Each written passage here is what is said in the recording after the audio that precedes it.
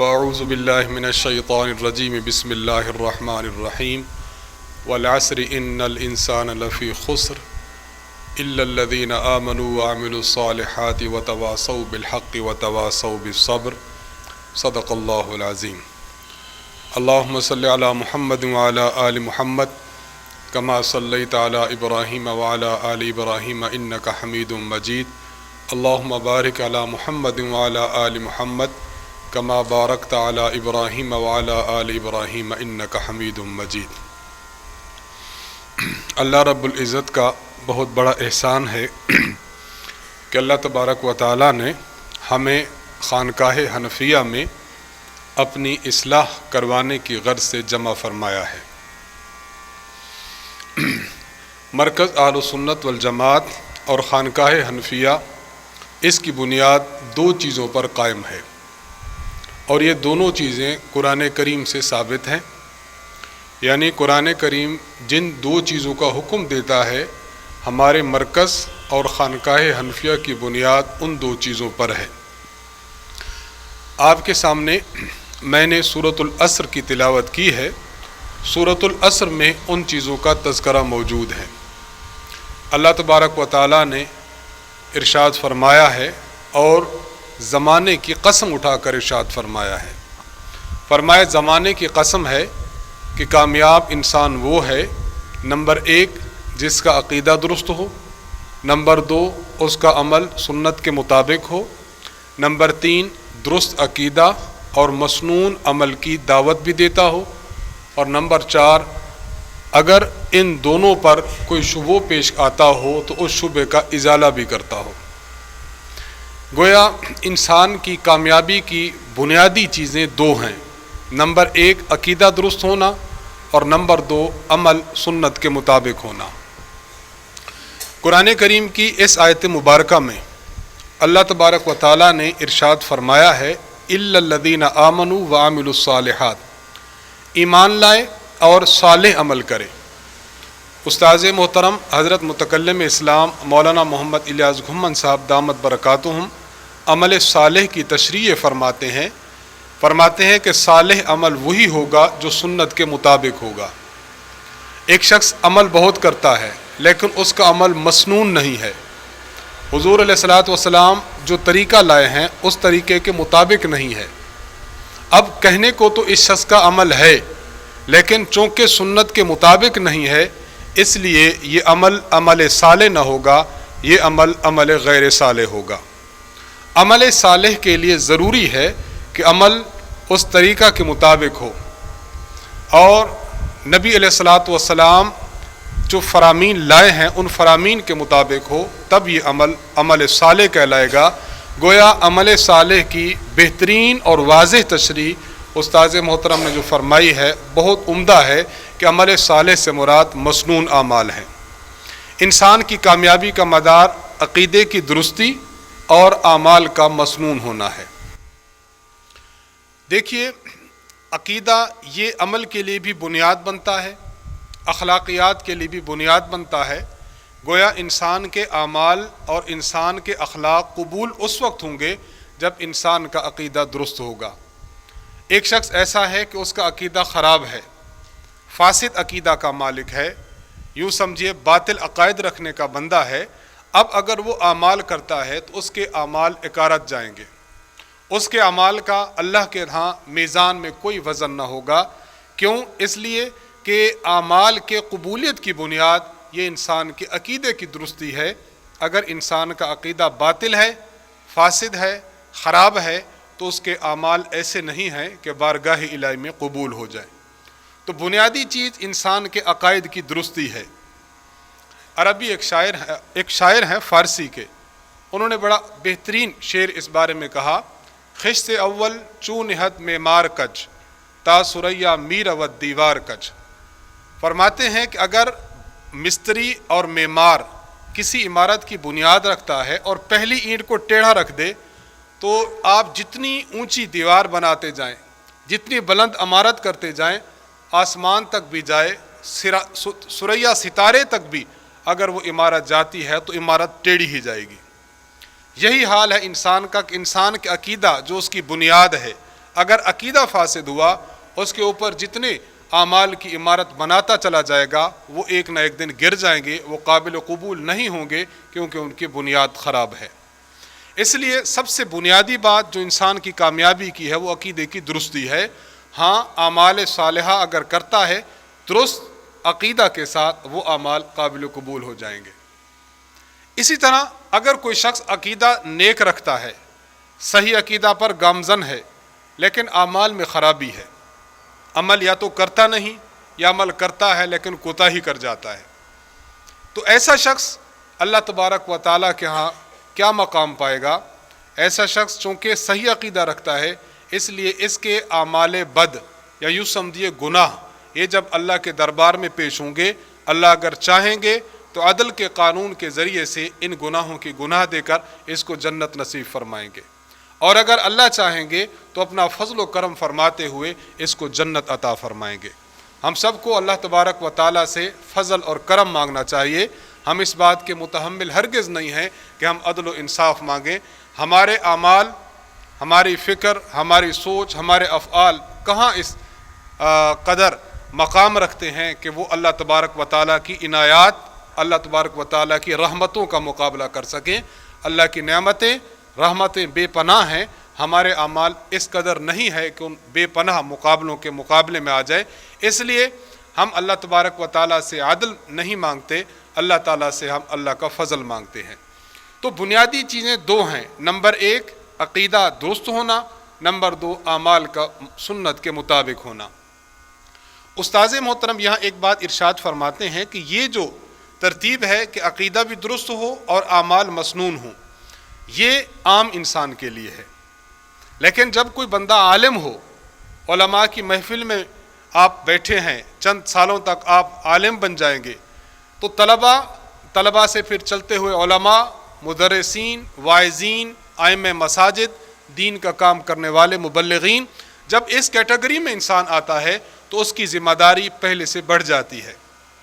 پہلے اس کی ذمہ تھا اپنا عقیدہ درست ہو، اپنے اعمال مسنون ہوں، اب اس کی ذمہ داری بڑھ جاتی ہے کہ اپنے عقیدہ کی درستی کے ساتھ اس کو چاہیے کہ یہ امت کے اعمال، امت کے نظریات کی درستی کا سامان کرے، یہ خود بھی ٹھیک عقیدہ رکھے اور دوسروں کو بھی عقیدہ ٹھیک سمجھائے، اس کے اعمال خود مسنون ہوں اور دوسروں کو بھی مسنون اعمال کی دعوت دے۔ یہ دو بنیادی باتیں ہیں، عقیدہ درست رکھنا اور اس کی دعوت دینا، اعمال مسنون رکھنا اور مسنون اعمال کی دعوت دینا۔ ہمارے مرکز اہل سنت والجماعت اور خانقاہ حنفیہ، اس کی بنیاد یہی دو باتیں ہیں جو میں نے شروع میں آپ سے عرض کی تھی کہ ہم مرکز اہل سنت والجماعت، ہم عقائد کی درستی کا کام کرتے ہیں اور دوسروں کے عقائد کو درست کرنے کا کام کرتے ہیں۔ جہاں ہم مسنون اعمال کی پابندی مرکز میں کرتے ہیں، بحمد اللہ مرکز آنے والے اور مرکز سے باہر افراد کو مسنون اعمال کی دعوت بھی دیتے ہیں۔ استاذ محترم حضرت متکلم اسلام حافظہ اللہ تعالیٰ نے مرکز اور خانقاہ حنفیہ کی جو بنیاد رکھی ہے وہ بنیاد یہی ہے کہ ہم صحیح نظریہ، صحیح عقیدہ پر خود بھی عمل پیرا ہوں اور ہم دوسروں کو بھی صحیح عقیدہ اور نظریہ کی دعوت دیں۔ ہم مسنون عمل پر خود بھی عمل پیرا ہوں اور دوسروں کو بھی مسنون عمل اور مسنون زندگی کی دعوت دیں۔ یہ ہمارے مرکز اہل سنت والجماعت کا کام، کاز اور مقصد ہے۔ استاذ محترم کے دروس چھپے ہیں دروس القرآن کے نام سے، آخری جلد میں جہاں استاد جی نے تفسیر کی ہے سورۃ العصر کی، وہاں اس آیت کے تحت ایک عمدہ بات ارشاد فرمائی ہے، میں وہ آپ کی خدمت میں عرض کرنا چاہتا ہوں۔ استاذ محترم فرماتے ہیں اللہ تبارک و تعالیٰ نے یہ جو فرمایا الا الذین آمنوا وعملوا الصالحات، انسان عقیدہ درست رکھے اور عمل مسنون رکھے، اس کے بعد اللہ تعالیٰ فرماتے ہیں وتواصوا بالحق وتواصوا بالصبر، کہ حق کی تلقین بھی کی جائے اور صبر کی تلقین بھی کی جائے۔ استاذ محترم اس میں جو بات فرماتے ہیں کہ اللہ تعالیٰ نے پہلے صحیح عقیدہ کا ذکر کیا، پھر مسنون اعمال کا ذکر کیا، ان دونوں کے بعد تذکرہ فرمایا کہ انسان دعوت دے، تلقین کرے، نصیحت کرے، نمبر ایک حق کی، نمبر دو صبر کی۔ حق سے کیا مراد ہے، صبر سے کیا مراد ہے، بس اس کو ہم نے سمجھنا ہے۔ فرماتے ہیں حق سے کیا مراد ہے، حق یہ آیا ہے عقیدے کی راہ میں، اور جب اعمال صالحہ اور مسنون بات آئی ہے تو اس کے ساتھ آیا ہے صبر۔ کیا معنی؟ جب انسان صحیح عقیدہ اور صحیح نظریہ رکھے گا تو صحیح عقیدہ اور صحیح نظریہ کو فاسد کرنے والی چیز شبہات ہیں۔ لوگ شبہ پیدا کریں گے، انسان کا ایمان متزلزل ہو جائے گا۔ لوگ شبہ پیدا کریں گے، انسان حق عقیدہ کو چھوڑ بیٹھے گا۔ کوئی انسان وسوسہ ڈالے گا تو انسان اپنا صحیح عقیدہ چھوڑ کر باطل نظریہ اختیار کر لے گا۔ اس لیے عقائد کی راہ میں جو چیزیں حائل ہوتی ہیں انہیں شبہات کہتے ہیں۔ شبہات کے ازالے کا نام حق ہے۔ گویا اللہ تعالیٰ نے فرمایا انسان صحیح عقیدہ بھی رکھے، مسنون عمل بھی رکھے، وتواصوا بالحق۔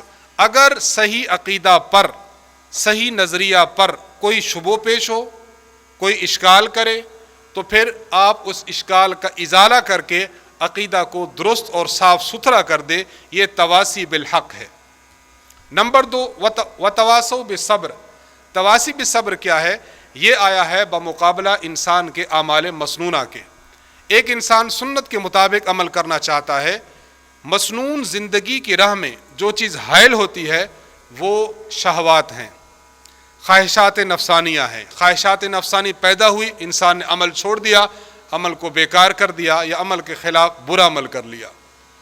تو اب انسان کے اعمال صالحہ کیسے ہوں، اعمال مسنون کیسے ہوں، اس کے لیے ضروری ہے کہ مسنون اعمال کی راہ میں جو رکاوٹ یعنی شہوات آتی ہیں، انسان ان شہوات کا ازالہ کر لے۔ ازالہ شہوات کا نام وتواصوا بالصبر یعنی تواصی بالصبر ہے۔ گویا مرکز اہل سنت والجماعت جہاں صحیح نظریہ دے رہا ہے، جہاں مسنون اعمال کی دعوت دے رہا ہے، اس کے بعد والے 2 اعمال بھی بحمد اللہ تعالی اپنے یوم تاسیس سے کر رہا ہے کہ اگر عقیدہ اور نظریہ پر کوئی شخص شبہ پیش کرتا ہے، صحیح عقیدہ اور صحیح نظریہ پر اگر کوئی شبہ پیش کرتا ہے، بحمد اللہ تعالی مرکز اہل سنت والجماعت نے اس شبہ کا جواب دیا ہے اور اس کا ازالہ کیا ہے کہ اگر مسنون اعمال کے راہ میں شہوات رکاوٹ بنتی ہیں تو خانقاہ حنفیہ اصلاح اور ارشاد کا کام سر انجام دیتے ہوئے ان شہوات کا ازالہ کرتا ہے۔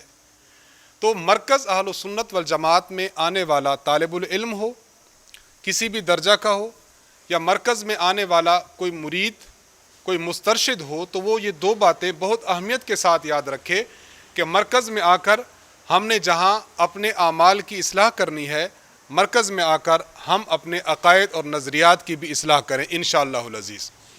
چونکہ ہمارے طلباء آئے ہیں اور ہماری یہ پہلی خانقاہی مجلس ہے، اس لیے ہم اس بات کی وضاحت کرنا چاہتے ہیں کہ ہم نے مرکز کے ساتھ خانقاہ حنفیہ کا جوڑ جو پیدا کیا ہے اس کی بنیادی وجہ تاکہ ہمارا عمل ان دونوں چیزوں پر ہو کہ جہاں ہم صحیح نظریہ پیش کرتے ہیں، صحیح نظریہ پر شبہ آئے تو اس کا ازالہ بھی کرتے ہیں۔ ہم جہاں مسنون زندگی کی بات کرتے ہیں تو مسنون زندگی کی راہ میں اگر شہوات اور خواہشات نفسانی پیش آئیں تو ہم ان کا ازالہ بھی کریں، اور انشاءاللہ ہم کر بھی رہے ہیں، اللہ نے چاہا تو اپنی زندگی، پوری زندگی اسی پر گامزن بھی رہیں گے انشاءاللہ۔ جہاں تک پہلی بات ہے کہ شبہات کا ازالہ، آپ استاذ محترم کی جس گفتگو کو بھی دیکھیں گے، اگر تھوڑا سا بھی شبہ کسی عقیدہ پر ہے، تھوڑا سا بھی شبہ کسی نظریہ پر ہے، تو استاذ محترم نے اس کو وضاحت کے ساتھ اس طرح بیان فرمایا ہے کہ شبہ زائل ہو گیا، اعتراض دور ہو گیا اور عقیدہ بالکل صاف اور واضح ہو گیا۔ ابھی چند دن قبل ہی کی بات ہے، میں لگے ہاتھوں آپ کی خدمت میں عرض کرتا چلوں، کسی شخص نے ایک سوال کیا، سوال آپ سمجھیں، اس کے بعد استاذ محترم کی تحریر میں پڑھ کر آپ کو عرض کرنا چاہوں گا کہ کس طرح عمدگی کے ساتھ، دلیل کے ساتھ، سنجیدگی کے ساتھ اور متانت کے ساتھ اس شبہ کو زائل فرمایا ہے۔ ایک شخص نے سوال یہ کیا کہ حضور علیہ الصلاۃ والسلام کی ذات کو دیکھتے ہیں، آپ علیہ الصلاۃ والسلام نے نکاح 4 سے زائد فرمائے ہیں، آپ علیہ السلام نے تعدد ازدواج پر عمل فرمایا، اس کا معنی کہ حضور علیہ السلام چاہتے ہیں کہ ازدواجی زندگی 1 2 3 4 عام افراد کی ہو، اور اپنی ازدواجی زندگی آپ نے 4 سے زیادہ فرمائی ہے بحکم خداوندی۔ یہ بات سمجھ آتی ہے، حضور علیہ السلام کے عمل سے سمجھ آتا ہے کہ آپ علیہ السلام تعدد ازدواج چاہتے ہیں۔ لیکن جب ہم دیکھتے ہیں کہ حضرت علی رضی اللہ تعالی عنہ نے دوسرا نکاح کرنے کی خواہش فرمائی تو حضرت فاطمہ الزہرا رضی اللہ عنہا کو یہ بات بری لگی۔ ظاہری بات ہے کہ ہر خاتون یہی چاہتی ہے کہ میرے خاوند کی کوئی اور دوسری بیوی نہ ہو، یعنی میری کوئی سوتن نہ ہو۔ تو حضرت فاطمہ رضی اللہ تعالی عنہا کو جب یہ بات معلوم ہوئی تو آپ کا دل دکھا۔ آپ نے حضور علیہ الصلوۃ والسلام کی خدمت میں عرض کیا۔ حضور علیہ الصلوۃ والسلام نے فرمایا کہ فاطمہ میرے جگر کا ٹکڑا ہے، جس نے اس کو ناراض کیا اس نے مجھے ناراض کیا۔ حضرت علی رضی اللہ عنہ کو آپ نے دوسرے نکاح کی اجازت مرحمت نہ فرمائی۔ سوال اس شخص نے یہ کیا کہ اب دیکھتے ہیں حضور علیہ السلام جب اپنے نکاح کی بات آتی ہے آپ علیہ السلام نکاح فرماتے ہیں، باقی امتیوں کی بات آتی ہے یعنی باقی لوگوں کی بیٹیوں کی بات آتی ہے تو آپ کہتے ہیں کہ ان کے خاوند دوسرا نکاح کریں، لیکن جب آپ علیہ السلام کی لخت جگر حضرت فاطمہ الزہرا رضی اللہ تعالی عنہا کہ خاوند دوسرے نکاح کی بات کرتے ہیں تو حضور علیہ الصلوۃ والسلام فرماتے ہیں کہ دوسرا نکاح مت کرو۔ سوال یہ ہے کہ اگر دوسرا نکاح اپنے لیے پسند ہے تو پھر حضرت فاطمہ الزہرا رضی اللہ تعالی عنہ کہ خاوند اگر دوسرا نکاح کرتے ہیں تو حضور علیہ السلام ان کو منع کیوں فرماتے ہیں؟ منع نہ فرمائیں۔ اس شخص نے کہا کہ میں اپنا سوال الفاظ کی حد تک یہ پیش کر پایا ہوں، امید ہے استاذ محترم سمجھ چکے ہوں گے۔ استاذ محترم نے جو جواب ارشاد فرمایا میں لفظ بلفظ آپ کی خدمت میں عرض کرتا ہوں، اور ہمیں خوشی ہوتی ہے اس بات کی کہ بحمد اللہ تعالی استاذ محترم جب شبہات کا ازالہ فرماتے ہیں دلیل اور برہان کی بنیاد پر فرماتے ہیں، ذاتیات کو زیر بحث نہیں لاتے، گالم گلوچ نہیں فرماتے، متانت اور سنجیدگی سے جواب ارشاد فرماتے ہیں۔ اور یہ ہمارے لیے بھی ایک بہت بڑا سبق ہے، جو مرکز اہل السنت والجماعت کے اساتذہ اور یہاں کے تلامذہ ہیں، ہمارے لیے بھی بہت بڑا سبق ہے کہ جب بھی کوئی شخص ہمارے عقیدہ اور نظریہ پر بات کرے تو ہم دلیل کی بنیاد پر جواب دیں۔ گالی یہ ہمارا مقصد نہیں ہے، گالی اور گولی سے بالکل دور رہتے ہوئے دلیل اور برہان کی بنیاد پر، متانت اور سنجیدگی کی بنیاد پر ہم نے شبہات کا ازالہ کرنا ہے انشاءاللہ العزیز۔ استاذ محترم فرماتے ہیں شریعت مطہرہ نے ضرورت کے تحت دوسرے نکاح کی اجازت تو دی ہے لیکن بلا ضرورت دوسرا نکاح کرنے کی ترغیب نہیں دی۔ حضرت علی رضی اللہ عنہ نے دوسرے نکاح کا ارادہ فرمایا تھا، لیکن آپ صلی اللہ علیہ وسلم جانتے تھے کہ انہیں ضرورت نہیں ہے، اس لیے آپ صلی اللہ علیہ وسلم نے منع فرما دیا۔ تو یہ منع فرمانا اس بنا پر تھا کہ حضرت علی رضی اللہ تعالی عنہ کو اس کی ضرورت نہیں تھی۔ کسی شخص کو دوسرے نکاح کی ضرورت ہو اور آپ صلی اللہ علیہ وسلم نے منع فرمایا ہو، ایسا کہیں منقول نہیں۔ اور یہ بات آج بھی ممکن ہے کہ اگر کوئی شیخ اور مربی اور گھرانے کا بڑا آدمی اپنے کسی مرید، مسترشد یا کسی چھوٹے کو دوسرے نکاح سے منع کر دے تو یہ منع کرنا شرعی حکم کی تردید کے لیے نہیں ہوا کرتا، بلکہ اس بات کے پیش نظر ہوتا ہے کہ اس مرید یا چھوٹے کو دوسرے نکاح کی حاجت نہیں۔ نیز یہ بات بھی ملحوظ رہے کہ کسی عورت کو یہ بات بالکل پسند نہیں ہوتی کہ وہ اپنے خاوند کے نکاح میں دوسری عورت کو بطور سوکن قبول کرے۔ اس لیے حضرت فاطمہ رضی اللہ عنہا کو بھی یہ پسند نہیں تھا کہ حضرت علی رضی اللہ عنہ ان کے ہوتے ہوئے دوسرا نکاح کریں۔ آپ صلی اللہ علیہ وسلم کا یہ فرمانا کہ جس نے فاطمہ کو دکھ دیا اس نے مجھے دکھ دیا، یہ عنوان محض حضرت فاطمہ رضی اللہ تعالی عنہا کی دلجوئی کے لیے اختیار فرمایا، ورنہ منع کرنے کی میں مقصود یہی بات پیش نظر تھی کہ حضرت علی رضی اللہ عنہ کو دوسرے نکاح کی حاجت نہیں تھی، اس لیے آپ صلی اللہ علیہ وسلم کے منع کرنے پر اشکال نہیں ہونا چاہیے۔ اب آپ دیکھیے اشکال بظاہر بہت بڑا تھا، لیکن چند الفاظ اور مضبوط الفاظ کے ساتھ اس کا ازالہ فرما دیا کہ حضرت علی رضی اللہ عنہ کو چونکہ ضرورت نہیں تھی منع اس لیے فرمایا۔ کسی شخص کو ضرورت ہو اور منع فرما دیں، تاریخ میں احادیث مبارکہ میں یہ بات منقول نہیں ہے۔ تو استاذ محترم مرکز اہل السنت والجماعت اولی بات یہ کرتا ہے کہ وہ نظریات کے تحفظ کی بات کرتا ہے، اگر اس پر کوئی اعتراض ہو، کوئی اشکال ہو، کوئی شبہ ہو تو اس شبہ کا جواب دیتا ہے۔ مرکز اہل السنت والجماعت کی مجلس علمی نے بحمد اللہ ایک کام شروع کیا ہے، وہ یہ کہ استاذ محترم کے بیانات میں آپ کی کتب میں، آپ کے دروس میں، آپ کے دیگر تحریرات میں جہاں کہیں بھی کسی شبہ کو ذکر کر کے اس کا ازالہ کیا گیا ہے، مجلس علمی ان تمام شبہات کو اور ان کے جوابات کو ایک جگہ جمع کر رہی ہے، اور انشاءاللہ العزیز 5-6 مہینے کے بعد آپ کے سامنے 1 جلد بنے، 2 جلدیں بنے، 3 بنے، 4 بنے، شبہات اور ان کا ازالہ کے نام سے انشاءاللہ العزیز ایک کتاب جامع طور پر آ جائے گی۔ آپ یقین مانیے کہ طلبہ تو طلبہ، علماء کرام، بلکہ جید علماء کرام کے لیے بھی یہ کتاب انشاءاللہ العزیز ایک اکسیر ثابت ہوگی۔ اب دعا فرمائیں کہ اللہ تبارک و تعالیٰ اس منصوبے کو جلد از جلد پائے تکمیل تک پہنچائے۔ دوسری بات کہ شہوات کا ازالہ کرنا، اعمال کی اصلاح کرنا، یہ خانقاہ حنفیہ کا مزاج ہے۔ اب یہاں میں ایک بات عرض کرنا چاہوں گا کہ حضرت تھانوی رحمہ اللہ نے ایک مقام پر ارشاد فرمایا ہے۔ حضرت تھانوی فرماتے ہیں جس خانقاہ میں مسند طریقت پر اگر متدین شیخ بیٹھا ہو تو اس خانقاہ سے بدعات اور رسومات کا ازالہ ہو جاتا ہے۔ کسی بھی خانقاہ میں، کسی بھی درگاہ میں عموماً بدعات اور شرک اس وقت آتا ہے کہ جب مسند نشین ایسا شخص ہوتا ہے جس کو خود عقائد اور نظریات کا پتہ نہیں ہوتا۔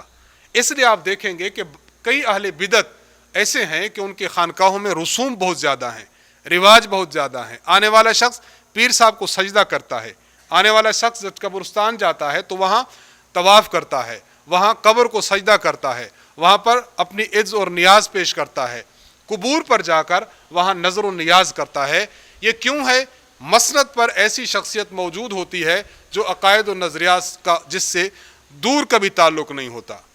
اس لیے حضرت فرماتے ہیں کہ اگر کسی مسند پر متدین شیخ طریقت موجود ہو تو ان کے مریدین، سالکین اور مسترشدین، ان کے عقائد و نظریات بھی درست ہوتے ہیں اور ان کے اعمال بدعات اور رسومات سے بھی کوسوں دور رہتے ہیں۔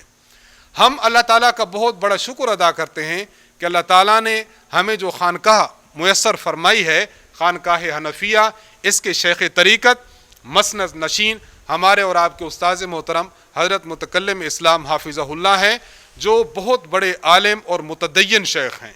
متدین شیخ ہے تو کسی بھی خانقاہ میں بدعات اور رسومات نہیں ہوتی۔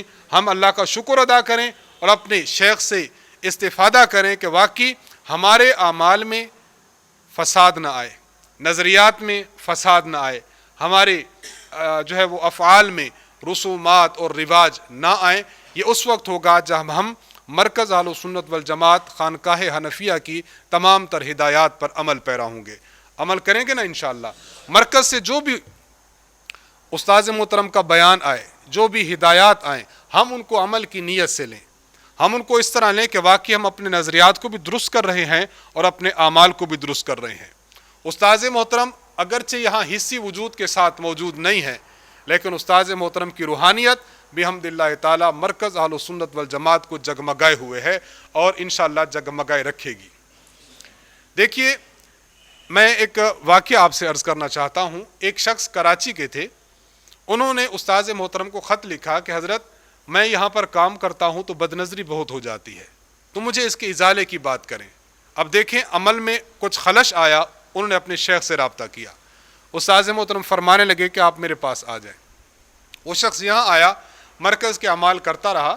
استاذ محترم نے ان سے فرمایا کہ جب میں اپنے گھر سے باہر نکلوں، مسجد میں آؤں، کسی مہمان کے ساتھ بیٹھا ہوں، درسگاہ میں موجود ہوں، تو آپ کا کام یہ ہے کہ آپ مجھے دیکھتے رہیں، آپ صرف میری رویت کریں۔ وہ شخص 3 دن یہاں رہا، استاذ محترم کے نشست و برخاست کو دیکھتا رہا۔ جب واپس چلا گیا تو اس نے استاد جی کو خط لکھا۔ اس نے کہا حضرت میں آپ کے پاس 3 دن رہا، محض آپ کا دیدار کرتا رہا، اب میں واپس کراچی میں پہنچ چکا ہوں۔ اللہ کے فضل سے اور آپ کی توجہ کی برکت سے مجھ سے بد نظری کی عادت چھوٹ گئی ہے۔ یہ کیوں ہوا؟ جب ایک شخص اعمال میں اتنے پختہ ہو، عمل اس کے جسم پر گویا کہ ابھر جائیں اور نکھرنے لگیں، تو اس کے بدن سے ہی انسان اپنے استرشاد حاصل کرتا ہے، ان سے جو ہے رہنمائی لیتا ہے۔ تو استاذ محترم اگرچہ حصی طور پر موجود نہیں ہے، لیکن استاذ محترم کی برکات، آپ کے فیوز، آپ کی ترتیب بحمداللہ تعالی مرکز میں موجود ہے۔ تو مرکز میں آنے والے طلباء، مرکز میں آنے والے مریدین، آپ سے گزارش ہے کہ جہاں ہم مرکز اہل سنت والجماعت میں آئیں، مرکز کے نظم کا بہت خیال رکھیں، آئیں مرکز کی ترتیب کا بہت خیال رکھیں، مرکز کے جو معمولات ہیں بس آئیں اور ان معمولات میں آپ لوگ جڑ جائیں۔